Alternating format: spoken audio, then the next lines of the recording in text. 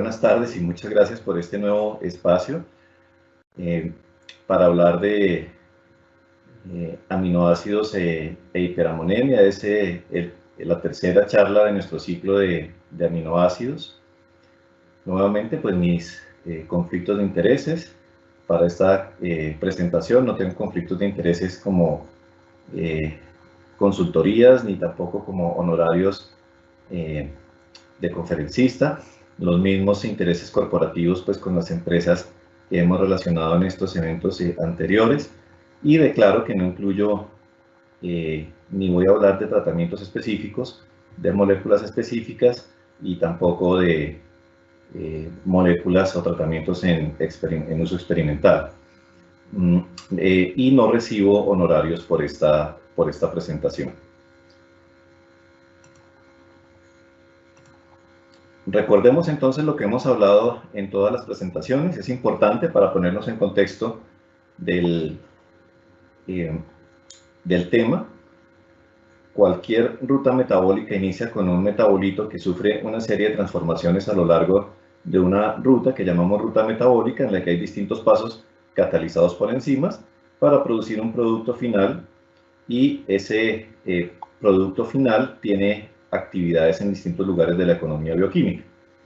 Cuando ocurre algún bloqueo en algún punto a lo largo de esta trayectoria, pues vamos a tener efectos como, por ejemplo, acumulación de los metabolitos que están antes del bloqueo, disminución o ausencia de los metabolitos que están o que deberían estar después del bloqueo, activación de vías metabólicas diferentes y diversificación, producción de metabolitos diversificados a partir de la presión sobre rutas alternas que normalmente existen, pero que se activan en su funcionamiento, se incrementan en su funcionamiento por la presión del exceso de sustrato. Entonces, nuevamente recordemos, cuando hablamos de metabolismo estamos hablando de todas las reacciones bioquímicas del organismo localizadas en distintos escenarios bioquímicos, y esos escenarios bioquímicos pues los podemos compartimentalizar. Estamos en esta ocasión en el escenario de los aminoácidos. Ya hablamos entonces de fenilalanina. En la sesión anterior nos trasladamos al escenario de homocisteína, y en esta ocasión vamos a ir un poquito más abajo dentro de las rutas de aminoácidos al escenario de valina, isoleucina y leucina. Esta historia entonces tiene importancia por un ciclo bioquímico muy importante que se llama el ciclo de la urea. El ciclo de la urea es la única manera como tiene nuestra biología para transformar el amonio, que es un metabolito tóxico, en un metabolito que es no tóxico, que se llama urea y que puede ser excretado por la orina. Para que todo esto ocurra, que el amonio se convierta en urea, pues deben ocurrir una serie de pasos bioquímicos catalizados por enzimas, algunos de ellos dentro de la mitocondria, otros por fuera de la mitocondria, pero existe un ciclo que se llama el ciclo de la urea, que tiene una puerta de entrada por dentro de la mitocondria, y esa puerta de entrada implica la posibilidad de que el amonio que se produce como consecuencia del catabolismo normal de las proteínas, pues sea transformado en unas reacciones iniciales que son como la puerta de entrada a este gran ciclo que permite entonces generar urea. Cuando tenemos dificultades en algún punto a lo largo de este ciclo, vamos a tener acumulaciones de amonio, y porque se acumula retrospectivamente, hacia atrás, como les mostré en la figura de la generalidad de las enfermedades metabólicas, y a esto generalmente lo denominamos hiperamonemia primaria o enfermedades del ciclo de la urea. Pero tenemos otro escenario importante, y es el de otras enfermedades que por su comportamiento bioquímico, como vamos a ver ahora, tienen la posibilidad de afectar esta puerta de entrada al ciclo de la urea, y al afectar esta puerta de entrada al ciclo de la urea también se acumula el amonio, a pesar de que genéticamente el ciclo de la urea está sano, pero al acumularse por esta tranca que se pone en la puerta de entrada, entonces elevamos el amonio, y a esto lo conocemos como hiperamonemia secundaria.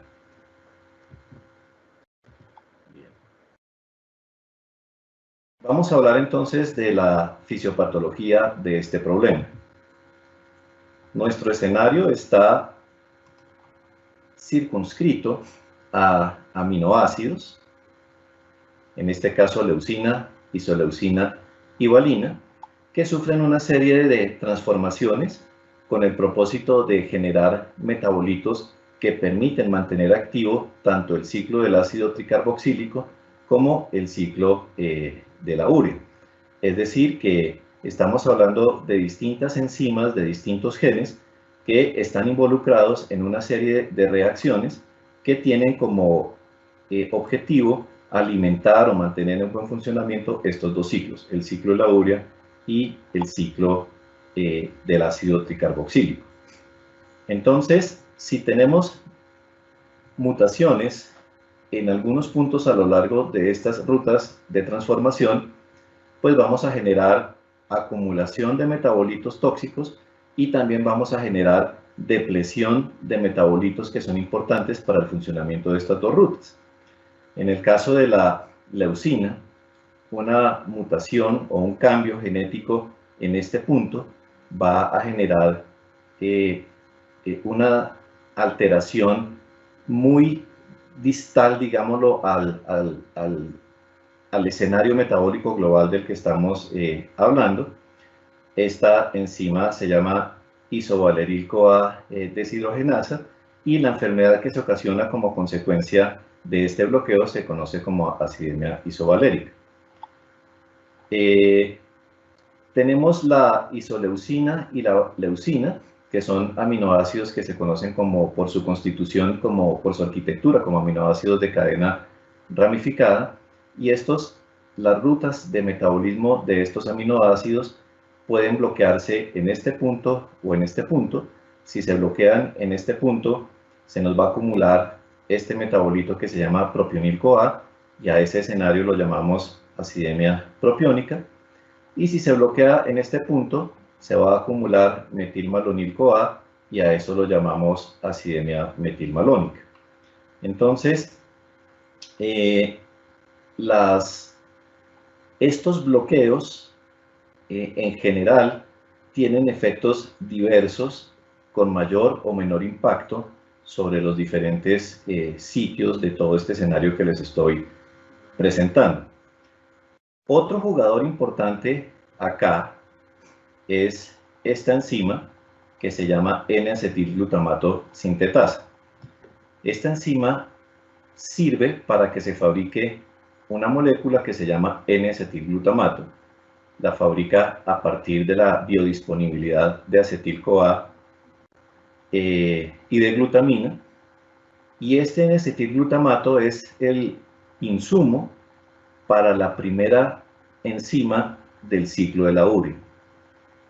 En la gráfica que les mostré anteriormente, veíamos cómo acumulación de metabolitos tóxicos van a competir con estas moléculas en la enzima, y entonces van a disminuir o a inhibir la producción de N-acetilglutamato, y al disminuir la producción de N-acetilglutamato, este primer paso, esta primera etapa del ciclo de la urea, pues va a estar deficiente, y hacia atrás entonces se nos va a estar acumulando amonio. Esto es lo que conocemos como hiperamonemia secundaria, pero es apenas, digamos, uno de los elementos importantes en este escenario del metabolismo del amonio. Ahora miremos un poco en detalle qué es lo que pasa cuando estos bloqueos están presentes. No se trata solamente de esa disminución de la biodisponibilidad de N-acetilglutamato. Fijémonos que el amonio, que normalmente aquí no alcanza a entrar al ciclo de la urea, todo el amonio que existe en el organismo no va a entrar directamente al ciclo de la urea. En condiciones fisiológicas hay un porcentaje que se escapa de esta ruta. ¿Y qué pasa entonces con ese amonio que se escapa de esa ruta? Esto está ocurriendo en el hígado, esto está ocurriendo en los hepatocitos periportales. Esa es la razón por la cual también cuando hay disfunciones hepáticas, estas reacciones pueden fallar y por lo tanto también hay hiperamonemia en enfermedad hepática crónica. Pero, ¿qué pasa con este amonio que en condiciones normales no alcanza a entrar al ciclo de la urea? Pues fíjense, ese amonio viene acá. También esto está ocurriendo en el hígado, pero está ocurriendo en hepatocitos que no son periportales, sino hepatocitos que se llaman pericentrales, es decir, todo está dentro del hígado, pero en localizaciones no idénticas. Y este amonio sirve para fabricar otras moléculas, como glutamina, que es a su vez muy importante aquí como puerta de entrada al ciclo de la urea. Entonces, fíjense que todas las cosas están conectadas. Cuando hay inhibición en este lugar y se nos aumenta el amonio, ese amonio en exceso, además de ser tóxico y todo lo que allá vamos a ver, pues también va a ir a este lugar y va entonces a aumentar la producción de glutamina. Y esa es una de las razones por las cuales cuando monitoreamos a los pacientes en tratamiento o en fase crítica, medimos glutamina para mirar si se está incrementando de manera normal, y eso nos da un campanazo de alerta respecto de que posiblemente estamos entrando a una fase de hiperamonemia, aun cuando los niveles de amonio todavía se encuentren aparentemente normales. Fíjense que tanto el ciclo del ácido tricarboxílico como el ciclo de la urea están conectados en este punto. Están conectados en oxalacetato, que pasa a aspartato, que a su vez es un insumo del ciclo de la urea. Y fíjense que todas estas cruces que ustedes ven acá son puntos de inhibición de los distintos metabolitos acumulados. Ahora, estos metabolitos pueden sintetizarse a partir de otras rutas bioquímicas que no están aquí ilustradas, pero obviamente va a haber una disminución en la biodisponibilidad de los mismos. Este ciclo del ácido tricarboxílico tiene que ser alimentado a partir de oxidación de carbohidratos, de oxidación de ácidos grasos y de aminoácidos. Y el punto final común es la producción de acetil-CoA. También cuando tenemos disminución en la biodisponibilidad de acetil-CoA, fíjense que este acetil-CoA es el mismo que participa acá en el inicio del ciclo de la urea. A pesar de que acá no los pintamos como un ciclo, fíjense que todos los metabolitos están directamente conectados en las distintas reacciones bioquímicas que van a permitir que todo esto fluya de manera adecuada.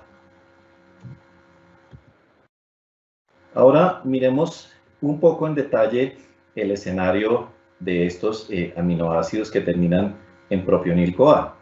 No solamente es el ácido propiónico, sino tenemos aminoácidos como valina, isoleucina, muy importantes, treonina y metionina, que llevan a propionil-CoA.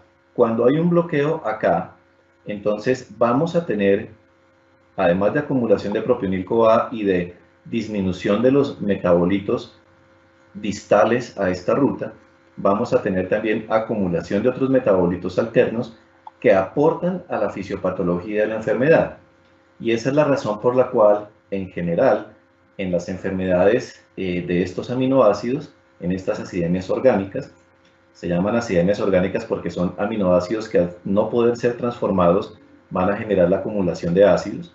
Entonces, al acumularse este metabolito se generan estos que aportan mucho a la neurotoxicidad, y esa es la razón por la cual, en términos generales, de las tres patologías que estamos revisando, la que es más dramática, la que es más agresiva para el funcionamiento del sistema nervioso es la acidemia propiónica, y de hecho pues es la que tiene peor pronóstico. ¿Qué es lo que ocurre entonces con todos estos cambios bioquímicos? Entonces, en resumen, vamos a tener acumulación de ácidos orgánicos. Esta acumulación de ácidos orgánicos va a tener un efecto negativo sobre el funcionamiento del ciclo de Krebs, lo cual disminuye la producción de energía, y eso pues es dañino para toda la economía, para las células y principalmente para las neuronas.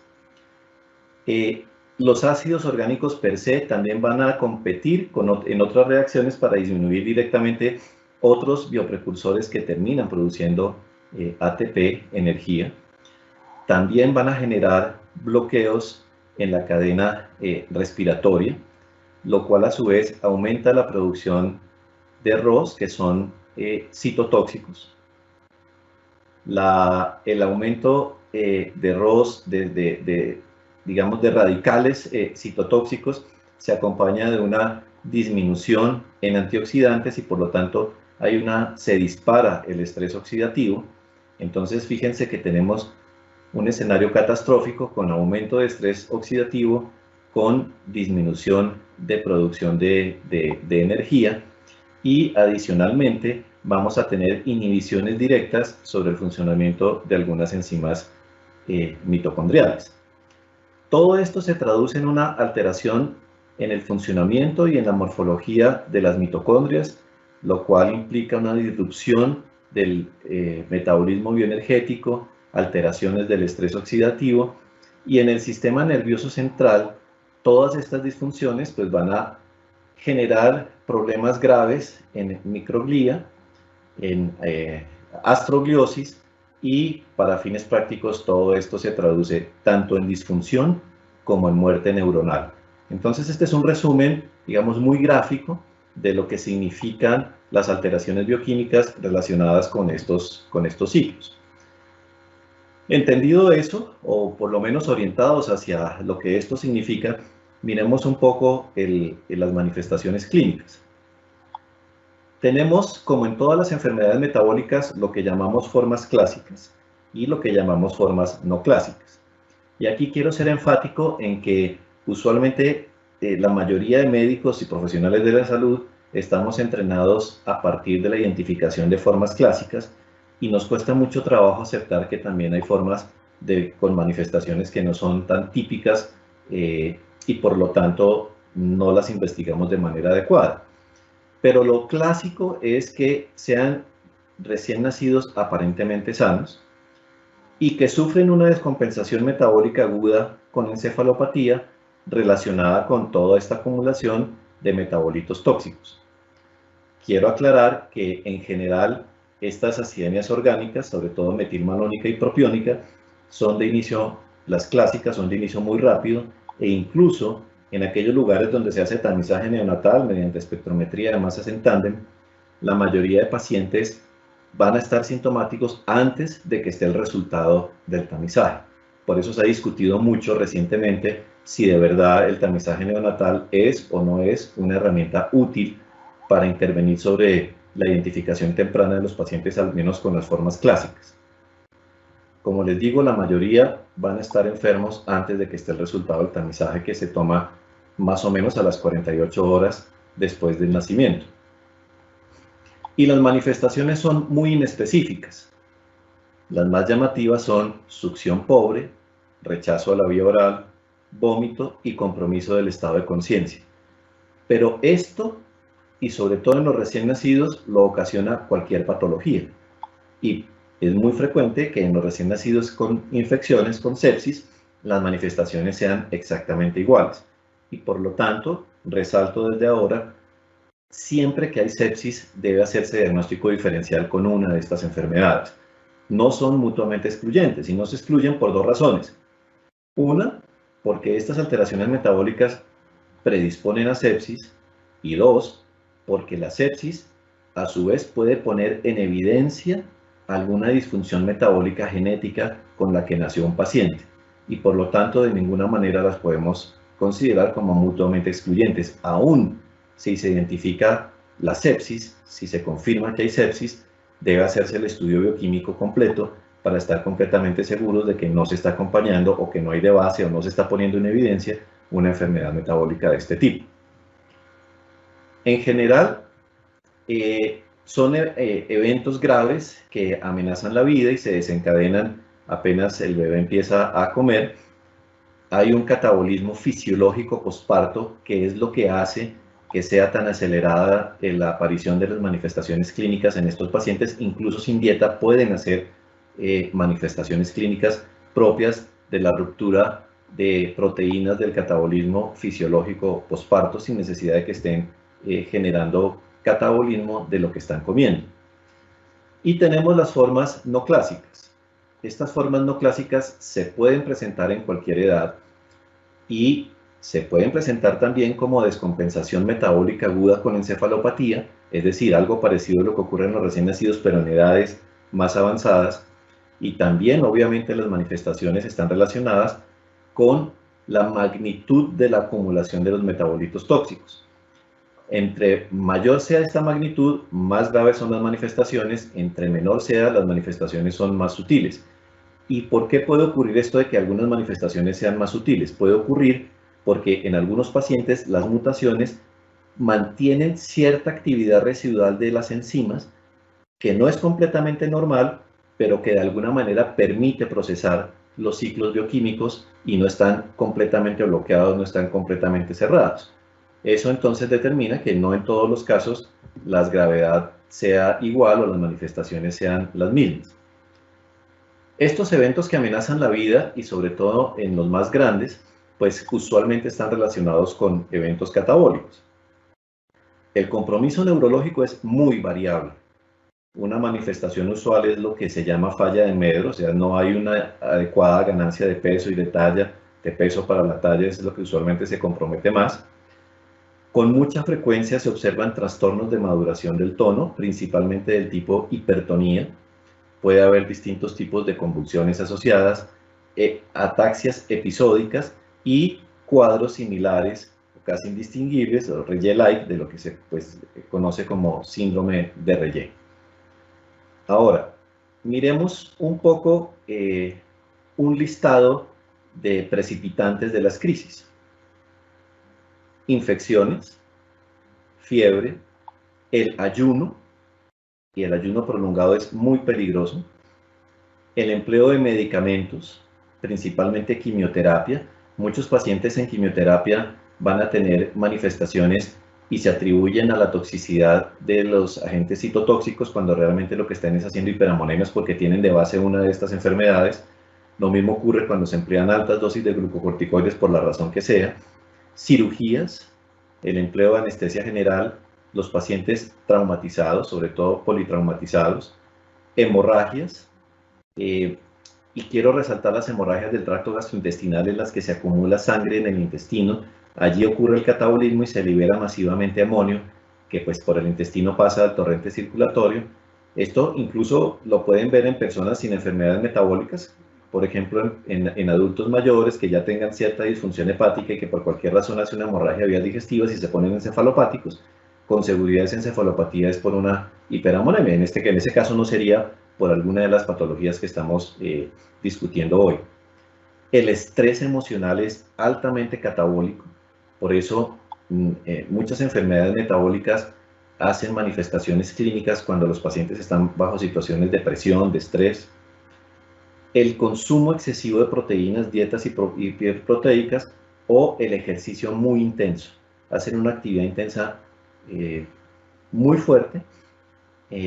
Yo he conocido por lo menos un caso de alguien que asiste al gimnasio, hace actividad física muy intensa y consumía dietas hiperproteicas de las que suelen consumir las personas que van a los gimnasios, y entonces precipitó una crisis de una acidemia metilmalónica que previamente tenía manifestaciones muy bizarras.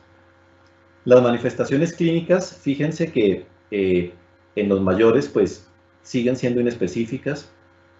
Rechazo a la comida, vómito, letargia, convulsiones, irritabilidad, compromiso respiratorio, hipotermia, yo diría más bien distermia, y sobre todo en los recién nacidos esta es una manifestación muy importante, deshidratación, pérdida de peso. Cuando se eleva mucho el amonio, puede ocurrir que haya episodios de taquipnea. Eso es más frecuente en los más pequeños por una sobreestimulación del centro respiratorio, y entonces al menos transitoriamente hay alcalosis respiratoria que suele pasar desapercibida o a la que no se le da mucho valor, pero si se busca y se encuentra es una indicación de que realmente estamos muy posiblemente frente a una enfermedad metabólica de este tipo. Y en los hallazgos bioquímicos, ¿qué es lo más importante? Pues aquí lo más importante es la acidosis, más que la hiperamonemia. De hecho, no todos los pacientes van a hacer hiperamonemia, y esto es otro mito que quiero romper en este momento. Por alguna razón existe la idea de que acidemia orgánica es obligatoriamente sinónimo de hiperamonemia y no necesariamente es así. De hecho, no siempre es así.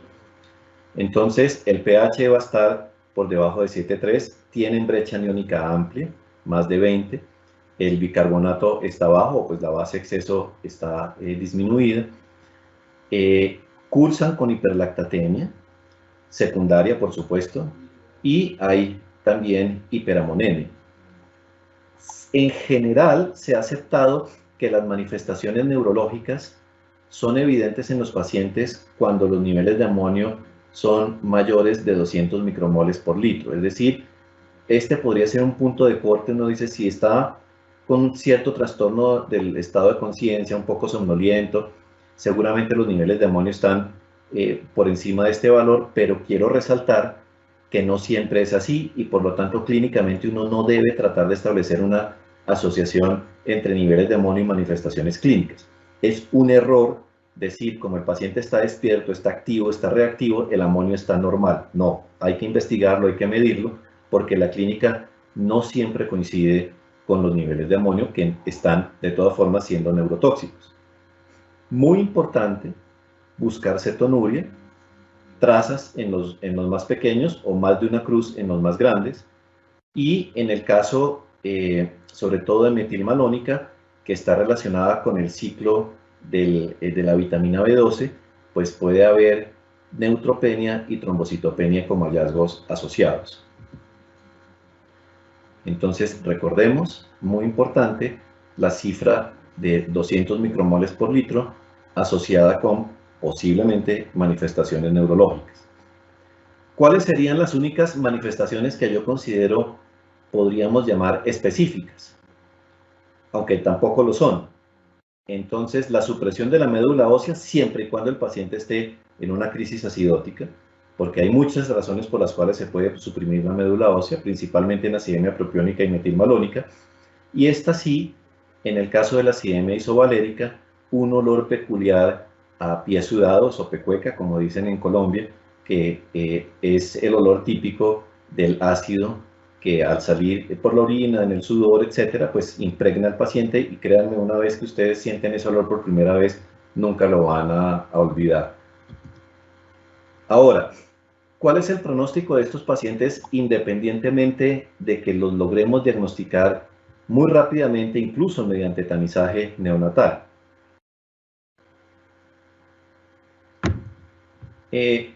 Resalto esta publicación en la que se mira el componente cognitivo de estos pacientes con diagnóstico confirmado de acidemia propiónica, y fíjense que la mayoría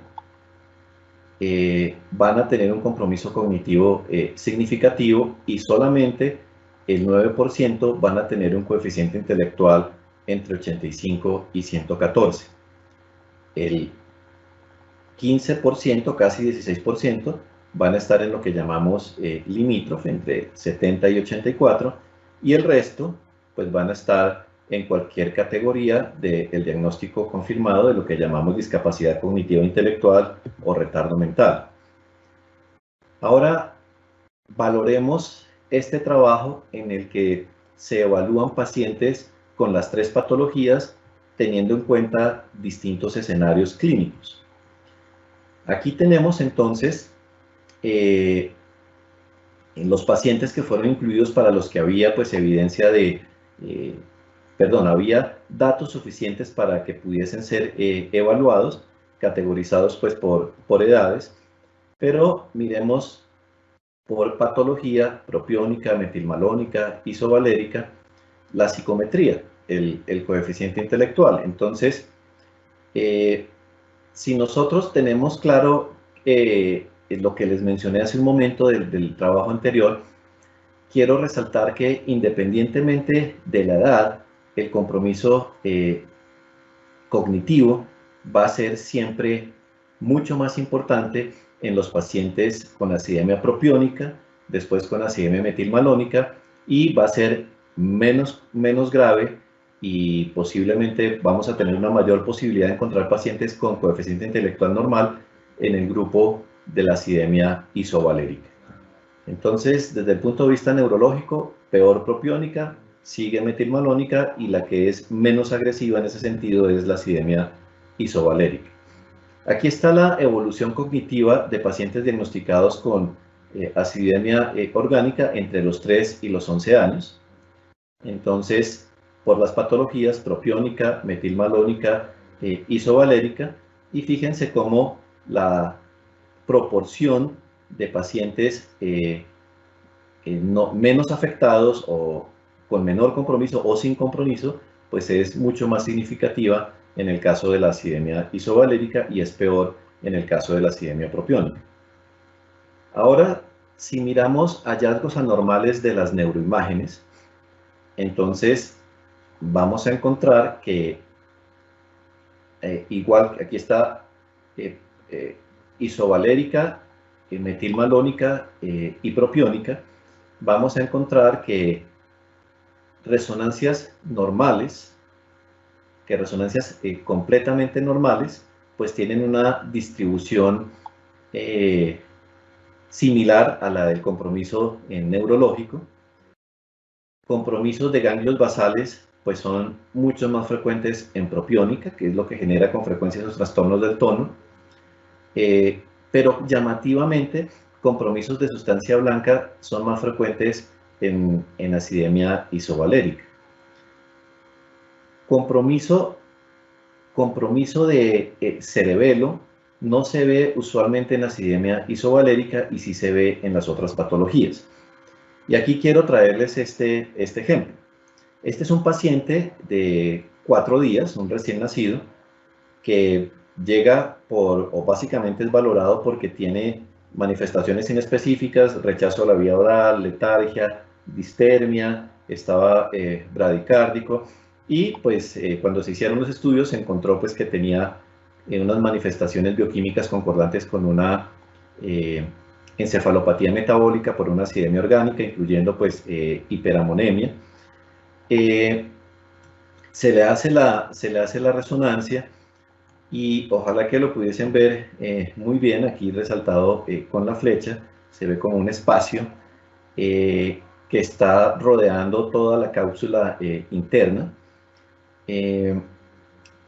Hay un edema de esta región con compromiso de toda la cápsula interna y compromiso pues del globus pálido. Si nosotros miramos, esta es una secuencia de T2, esta pues es una secuencia de difusión, se observa una difusión muy restringida en la cápsula interna adyacente al globo pálido. En este caso tenemos un paciente con acidemia metilmalónica de 6 días, en quien vemos pues también, con hiperamonemia, en quien vemos también un compromiso menos evidente que el anterior de la cápsula interna, pero fíjense cómo en este caso hay un compromiso mucho más grande, mucho más agresivo, en esta imagen de difusión que me pareció muy, me está molestando mi cursor, qué pena con ustedes, que me pareció muy bonita. Se ve que el tracto corticoespinal está pues muy comprometido, y pues todo esto es un indicio de sufrimiento del sistema nervioso.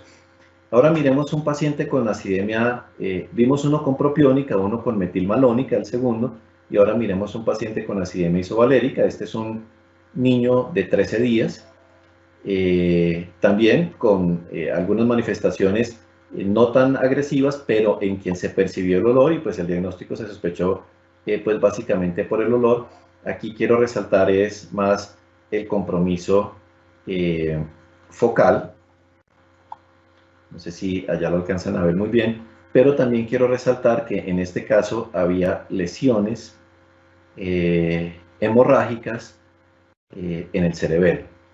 Entonces, la cantidad de lesiones que podemos tener es muy diversa, muy amplia, pero quiero resaltar que no son solo por el amonio, son también, y tal vez principalmente, por los otros metabolitos tóxicos relacionados, pues los metabolitos ácidos tóxicos, relacionados con lo que les mostré en la gráfica de la fisiopatología en cuanto a los efectos que tienen sobre estrés oxidativo, disponibilidad energética, etcétera, etcétera, y todo eso es por esas inhibiciones múltiples que hay en los distintos pasos del acoplamiento de los ciclos tricarboxílico y ciclo de la urea. Entonces, acidemias orgánicas, trastornos de aminoácidos que conducen a acidemias orgánicas, no solamente están relacionados con amonio, están también relacionados con la neurotoxicidad de los otros metabolitos ácidos que son también exquisitamente neurotóxicos. Ahora miremos en cuanto a posibilidad de que un paciente bien tratado con diagnóstico temprano pueda tener descompensaciones a lo largo de la vida. Nuevamente tenemos propiónica, metilmalónica e isovalérica. Fíjense, desde el nacimiento hasta los 3 años, la frecuencia de descompensaciones pues, no es tan alta, sobre todo en la isovalérica, y siempre en la isovalérica la frecuencia de descompensaciones va a ser menor en la medida que el tiempo transcurre y se introducen una serie de variables al manejo clínico, pues las descompensaciones son más frecuentes después de los 11 años, pero en general la mayoría de descompensaciones no se van a ver en pacientes con isovalérica, se van a ver principalmente en pacientes con propiónica y en algunos pacientes con metilmalónica.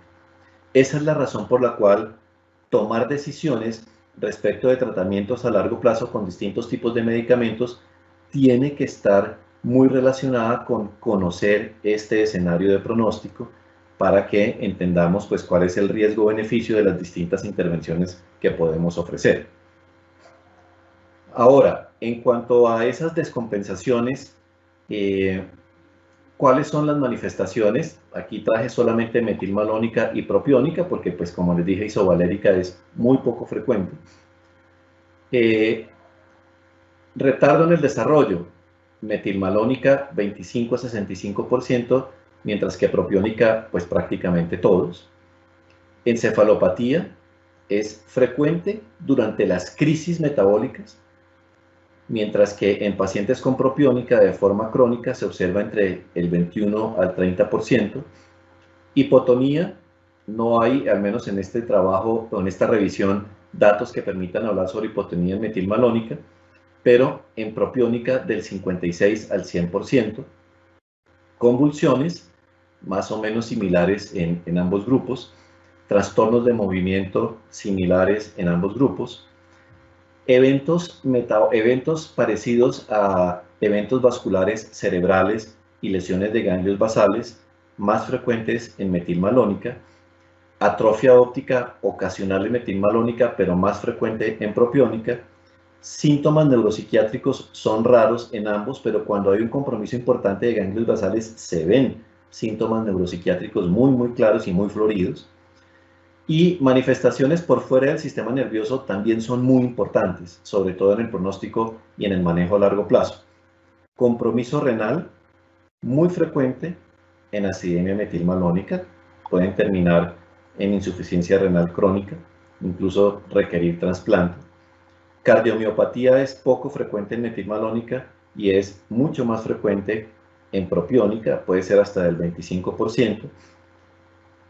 Incremento del intervalo QT no se ha reportado o no se vio en este trabajo en metilmalónica, pero sí se encontró en pacientes con propiónica. Entonces fíjense que en metilmalónica tenemos más impacto sobre el riñón y en propiónica más impacto sobre corazón.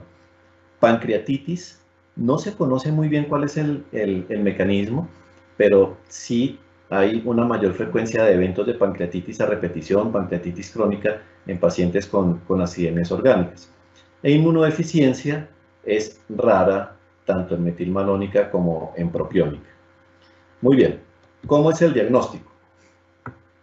Si estamos frente al escenario de un recién nacido, y esta es la guía del Colegio Americano, pues hay que medir un recién nacido sintomático. El punto de partida es medir el amonio. Recuerden que usualmente los síntomas no van a estar presentes perdón, los síntomas ya van a estar presentes cuando todavía no tenemos el resultado de la espectrometría de masas. En Colombia, por supuesto, esto aplica solo para muy pocos pacientes a los que les hacemos espectrometría de masas como tamizaje neonatal y además dentro de las primeras 24 a 48 horas. Advierto esto porque en Colombia muchos pacientes tienen tamizaje con espectrometría de masas, pero tardío. Entonces, si clínicamente el paciente no ha tenido manifestaciones de estas acidemias en las primeras horas, la probabilidad de que más adelante de verdad terminemos haciendo un diagnóstico de estos, pues no es inexistente porque hay formas no clásicas, ya les dije, pero se hace más pequeña, por lo menos para las formas clásicas. Pero tenemos un paciente encefalopático, como sea, en una crisis metabólica de cualquier tipo, que siempre se debe medir el amonio, y en el recién nacido entonces encontramos que el amonio está por encima de 150 micromoles por litro, tenemos que hacer exámenes complementarios. Y con base en esos exámenes complementarios, rápidamente vamos a saber si estamos posiblemente frente a un trastorno del ciclo de la urea o si estamos frente a una hiperamonemia secundaria, que es lo que estamos valorando hoy. ¿Y cuáles son esos exámenes? Muy sencillos: brecha aniónica y glucosa. En general, los trastornos del ciclo de la urea solo cursan con hiperamonemia y otras cosas muy sutiles, pero los que son floridos bioquímicamente son las acidemias orgánicas. Entonces, en las acidemias orgánicas vamos a tener brecha aniónica amplia y también podemos tener hipoglicemia. Entonces, aquí es donde vamos a montarnos en realizar estudios de aminoácidos, de acilcarnitinas y de ácidos orgánicos en orina. ¿Cuál de estos hacemos? Los tres. Y son exámenes que se deben hacer 24/7 y son urgentes. Tenemos que hacer aminoácidos cuantitativos garantizando que el laboratorio que los procesa incluya patrones individuales de los aminoácidos que están implicados en todo lo que acabamos de ver, incluyendo los del ciclo de la urea, porque hay muchos aminoacidogramas que no incluyen todos los aminoácidos relevantes para esta evaluación de urgencia. Y no podemos cometer el error de recibir un resultado que dice patrón normal y descartamos diagnósticos y porque cometimos el error de no verificar cuáles eran los aminoácidos que de verdad objetivamente ese estudio había permitido valorar. Eso hace una diferencia muy grande entre un aminoacidograma A y un aminoacidograma B de dos laboratorios diferentes. La recomendación más importante es, primero, tome las muestras. Usted tiene a su paciente críticamente enfermo, agudo, ¿qué es lo primero que hace? Tome las muestras. Después de tomar las muestras, intervéngalo. ¿Por qué? Porque una vez que usted lo interviene, va a cambiar la realidad bioquímica del paciente y entonces el diagnóstico va a ser más difícil. ¿Y qué exámenes se toman? Pues obviamente amonio, gases arteriales, glicemia, función hepática, pruebas de coagulación, ácido láctico, ácido úrico, cetonemia, hemograma, electrolitos, BUN, creatinina, función renal, en fin. Recuerden siempre cetonuria. La presencia de cetonuria en los recién nacidos siempre es una enfermedad metabólica. La probabilidad de que usted tenga un recién nacido con cetonuria y no tenga una enfermedad metabólica pues es real, pero es muy bajita. Y muy importante, congele muestras. Congele alícuotas de las muestras porque estas muestras congeladas son las que vamos a utilizar para hacer los análisis de aminoácidos, de ácidos orgánicos y de acilcarnitinas para confirmar o precisar los diagnósticos. Otra recomendación es siempre tomen papel de filtro, el mismo del tamizaje neonatal, que va a ser útil en caso de que se necesite hacer de urgencia una prueba de espectrometría de masas en tándem, que sigue siendo una prueba de tamizaje, pero que ayudaría mucho a precisar el escenario en el que nos encontramos. Y con estos elementos, o sea, amonio, mirando si hay acidosis, si hay cetonuria, si hay hipoglicemia, cómo está el ácido láctico, las enzimas hepáticas, CPK, el ácido úrico, el funcionamiento de la médula ósea, podemos claramente orientarnos de una manera muy rápida. Es decir, fíjense que no estamos hablando de exámenes exóticos, complicados, pruebas de difícil interpretación, sino estamos hablando de la rutina del perfil bioquímico de un paciente agudamente enfermo, y de acuerdo con el comportamiento de este panel de metabolitos, pues vamos a saber más o menos, con bastante precisión, en cuál de los escenarios estamos parados y podemos orientar nuestro esfuerzo terapéutico, nuestro esfuerzo diagnóstico de una forma mucho más precisa. El tratamiento. En el evento agudo, pues lo primero es anabolismo versus catabolismo, siempre evitar el catabolismo y favorecer el anabolismo. Eso lo hacemos con aportes hipercalóricos intravenosos de azúcar y lípidos, promover la excreción urinaria de ésteres de ácidos orgánicos. ¿Eso cómo lo hacemos? Con carnitina. Básicamente la carnitina se combina con los ácidos orgánicos, forma ésteres de acilcarnitinas de ácidos orgánicos que salen por la orina. En condiciones de un paciente agudamente enfermo, la carnitina libre que esté circulando se va a disminuir porque se va a unir a esos metabolitos ácidos y va a formar estos ésteres de acilcarnitina. Entonces hay que siempre dar carnitina, no solamente porque sirve para disminuir los ácidos circulantes, sino porque también sirve para reemplazar la que se está perdiendo por consumo excesivo. Por supuesto, corregir la acidosis metabólica y manejar la hiperamonemia. En general, y no, el objetivo de la charla de hoy no es hablar detalles del tratamiento, pero en general, lo que nos orienta hacia el manejo específico con medicamentos son los niveles de amonio. Esto no significa que no nos interesen los ácidos, ya les dije cómo los vamos a manejar, pero los niveles de amonio son muy importantes tanto en la fase crónica como en la fase aguda, porque de ellos depende el esfuerzo terapéutico que hagamos. Por ejemplo, si tenemos unos niveles de amonio discretamente elevados entre 100 y entre 250, pues vamos a suspender las proteínas, vamos a promover anabolismo, con aporte hipercalórico, y vamos a monitorear cada 3 horas los niveles de amonio. Pero adicionalmente vamos a iniciar medicamentos. ¿Cuáles medicamentos iniciamos? Iniciamos una combinación de medicamentos que incluyen lo que llamamos scavengers, principalmente por vía parenteral. Afortunadamente en Colombia todo indica que en los próximos días, entiendo que ya es una realidad, ya tenemos las presentaciones parenterales de los scavengers, y entonces esto nos cambia muchísimo el escenario de enfrentarnos al paciente pues agudamente enfermo, no importa cuál sea la edad.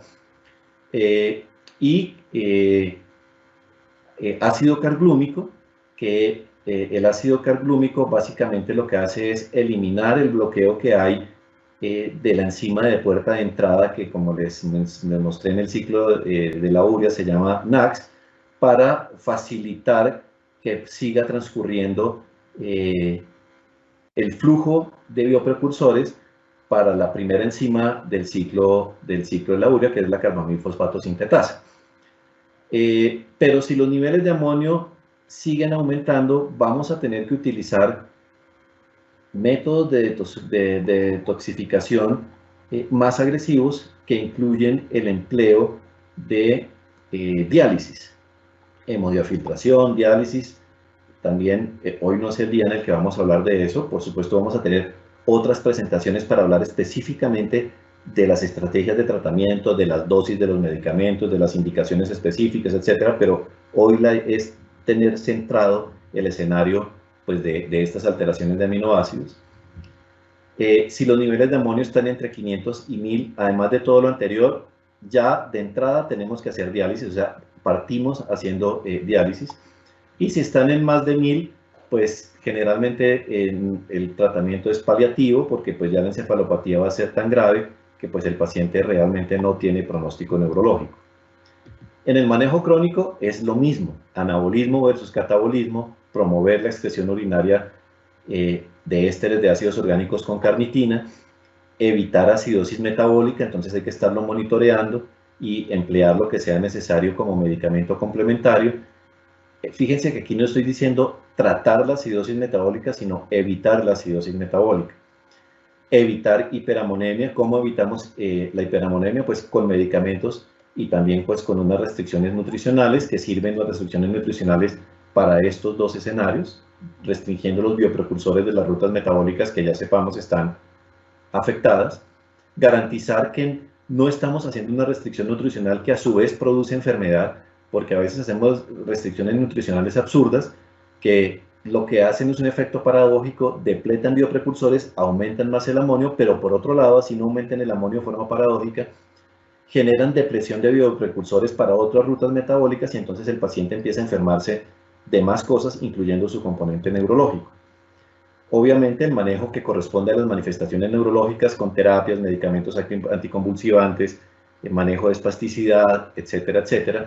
Y por supuesto aprender a identificar crisis y prevenir crisis cuando el paciente va a estar en estados catabólicos como por ejemplo trauma, sepsis, cirugía, etc. Estos desencadenantes de crisis también, así como les mostré hace un momento en los niños, en los más grandes, están relacionados con infección, fiebre, ayuno, empleo de medicamentos, actividad física muy intensa, cirugía, anestesia general, trauma, hemorragia, estrés psicológico y consumo excesivo de proteínas. Es lo mismo a cualquier edad. Incluso, les recuerdo, hay pacientes con formas atípicas que pueden debutar en edades más avanzadas simplemente por escenarios de este tipo. Y el seguimiento a largo plazo, ¿qué implica? Pues monitorear los niveles de amonio. No hay un estándar para monitorear los niveles de amonio como se hace, por ejemplo, en los pacientes con diabetes, para estar midiendo la glicemia cada X tiempo. Se está trabajando en ese desarrollo, pero por el momento pues no tenemos claridad de cada cuánto, en qué momento se hace. Nosotros sí hacemos seguimientos de amonio en pacientes en los que queremos valorar si están haciendo o no hiperamonemias larvadas a lo largo de la vida, con el propósito de tomar decisiones respecto al empleo de X o Y tipo de medicamento, pero no todos los lugares son tan disciplinados en utilizar estas estrategias. Hay que hacer aminoácidos cuantitativos por lo menos cada 3 a 6 meses para mirar si estamos logrando el control de los desbalances bioquímicos que hemos mencionado, pero también para estar seguros de que no estamos haciendo iatrogenia por depresión de bioprecursores. En el caso de la metilmalónica, pues hay que medir siempre los ácidos orgánicos en orina y medir la carnitina libre, porque a pesar de que le estemos dando carnitina, necesitamos saber si los niveles de carnitina están o no suficientes. Un tip significa, bueno, una recomendación. Si ustedes están formulando carnitina y el paciente no tiene cierto olor como a pescado, seguramente está con una dosis subterapéutica. Uno sabe que la carnitina, que el paciente está como impregnado de carnitina y que tiene niveles suficientes cuando empieza a tener un olor propio del consumo pues, de carnitina. Por supuesto, monitorear el estatus nutricional y monitorear las complicaciones a largo plazo, sobre todo las de funcionamiento renal, las de funcionamiento pancreático y las de compromiso cardíaco. Hay otras, por supuesto, que son usuales en todos los trastornos metabólicos, como por ejemplo el metabolismo óseo con paratormona, vitamina D, fósforo, calcio, fosfatasa alcalina, porque pues obviamente todas estas restricciones, las limitaciones de ejercicio, etcétera, impactan también sobre la salud ósea. Bueno, yo con esto termino. Les agradezco siempre. Para finalizar, quiero dejarles unos detalles claros de la hiperamonemia.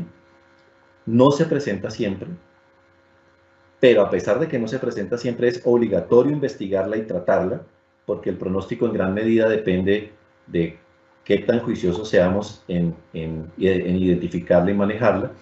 Es mucho más frecuente en los recién nacidos, pero se puede presentar en edades más avanzadas o en debuts de enfermedades más tardías durante episodios de descompensación.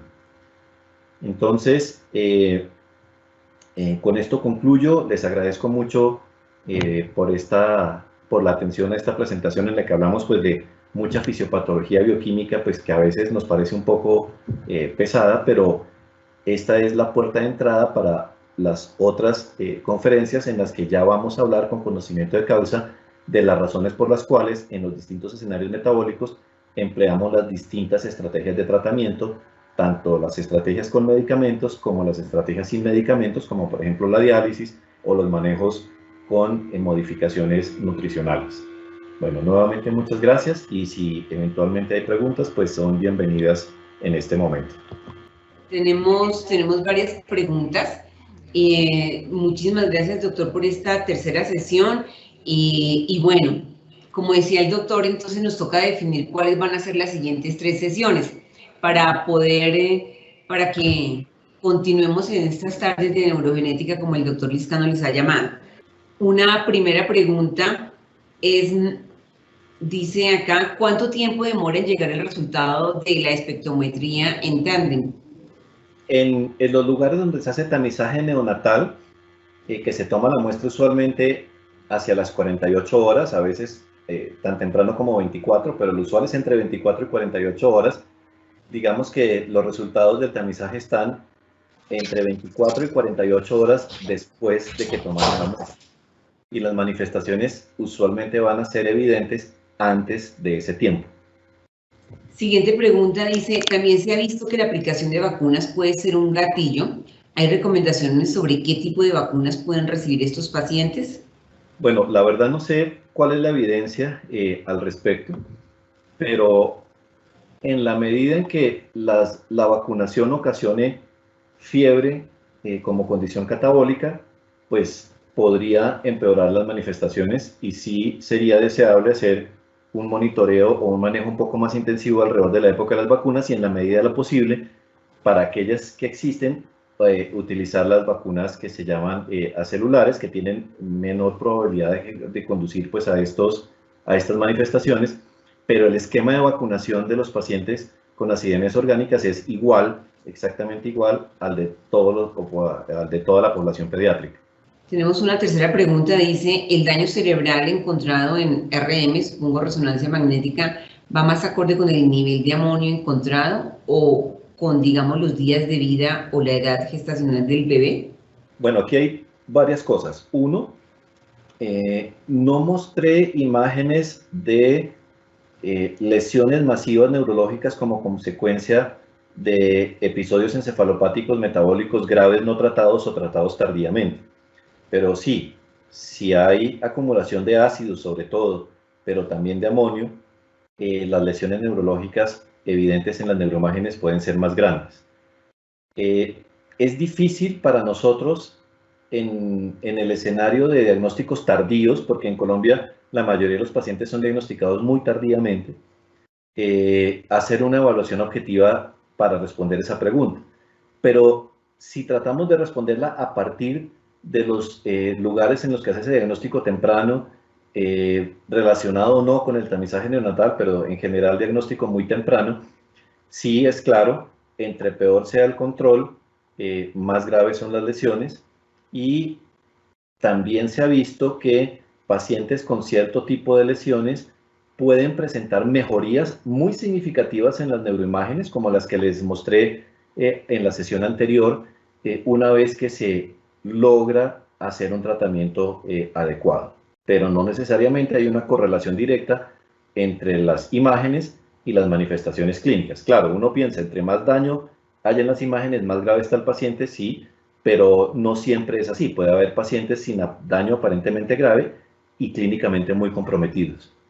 Tenemos una cuarta pregunta, dice, ¿cómo se hace el diagnóstico diferencial entre las acidemias isovalérica, proteómica y metilmalónica? Bueno, yo les mostré muy rápidamente una tabla, pero el diagnóstico diferencial está relacionado con entender cuál es el nivel del bloqueo y por lo tanto cuál es el metabolito que está acumulado.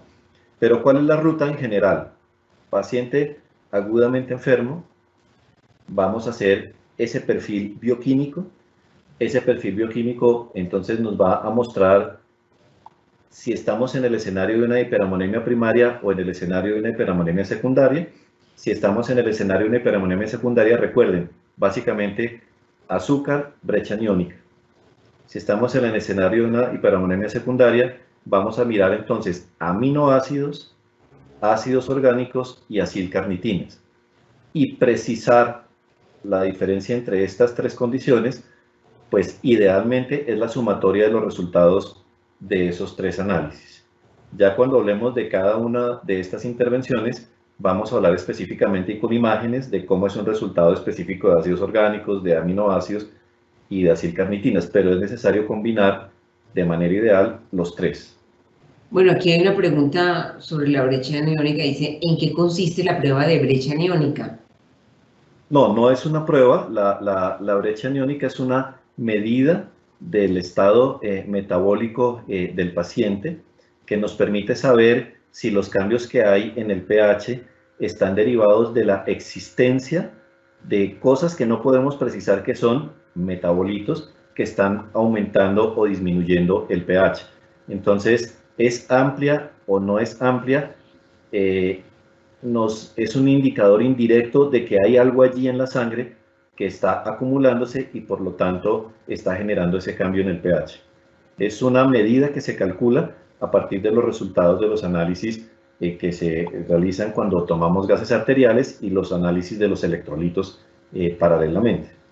Tenemos otra pregunta acá, dice, desde el enfoque del laboratorio clínico, ¿cuáles son las recomendaciones para la toma, manejo y transporte de la muestra para la cuantificación de amonio, de tal forma que se procure tener un resultado confiable? Bueno, el amonio es una molécula muy inestable, muy volátil, y por lo tanto la muestra se debe tomar y procesar de inmediato. No se vale tomar la muestra, almacenarla y remitirla. ¿Por qué? Porque tanto el catabolismo que hay en la muestra, así se haya centrifugado y hayan hecho todo lo que quieran, el catabolismo que hay en la muestra eleva los niveles de amonio y adicionalmente, por muy bien tapado que esté el tubo, hay captura de nitrógeno del ambiente que cuando se hace el análisis va a determinar unos niveles falsamente elevados de amonio. Entonces, el amonio necesariamente debe hacerse en el lugar donde está el paciente. Es como una glicemia. Si yo tengo un paciente grave y pienso que está en una crisis cetoacidótica por una diabetes o que está por el contrario en una crisis hipoglicémica, pues no tendría sentido que yo le tome la muestra y la remita a otro laboratorio para que pasado mañana me den el resultado, porque ese resultado cuando me llegue va a corresponder a un paciente que clínicamente es diferente al que tuve el día en el que le tomamos la muestra. Tenemos aquí una pregunta que de repente usted ya contestó, pero dice, ¿qué aminoácidos se ven afectados en las hiperamonemias? Bueno, digamos que cuando tenemos hiperamonemia y si nos queremos orientar hacia hiperamonemia primaria o secundaria, cuantificar los aminoácidos nos va a permitir saber, por ejemplo, si los aminoácidos intermediarios del ciclo Laduria, arginina, etcétera, están o no alterados y por lo tanto nos permite localizarnos en el ciclo. Cuando nosotros hacemos el análisis y evaluamos los resultados, o tenemos la gráfica del ciclo enfrente para saber cómo interpretarlo y saber en qué lugar estamos parados, o la tenemos ya fija en nuestra mente y por lo tanto podemos saber si este aminoácido está elevado y el que sigue está bajito, entonces ¿dónde está el bloqueo? Por eso es tan importante que el estudio de aminoácidos incluya todos los aminoácidos y no solamente algunos de ellos. Y la última pregunta, doctor, es, ¿se deberán solicitar niveles de glutamina para escoger entre fenilbutirato de glicerol o de sodio? No tiene ninguna relación con esa decisión terapéutica. Lo que posiblemente haga referencia a la pregunta es, ¿podrían utilizarse estas moléculas cuando hay depresión de glutamina o estas moléculas depletan glutamina? La respuesta es puede ser, y eso es hacer la cuantificación periódica es un elemento del seguimiento terapéutico.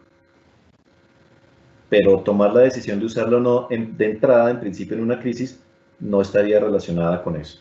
Tenemos otra pregunta, doctor. Dice, ¿se han identificado variaciones genéticas asociadas a esta enfermedad?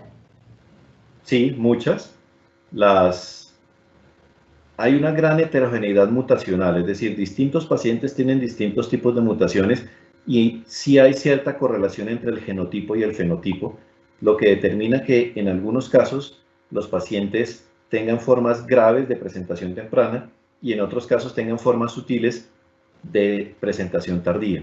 Entonces, sí, dependiendo de la naturaleza mutacional, del daño mutacional del paciente, pueden ser las características del cuadro clínico. Nos siguen llegando preguntas. Aquí hay otra pregunta.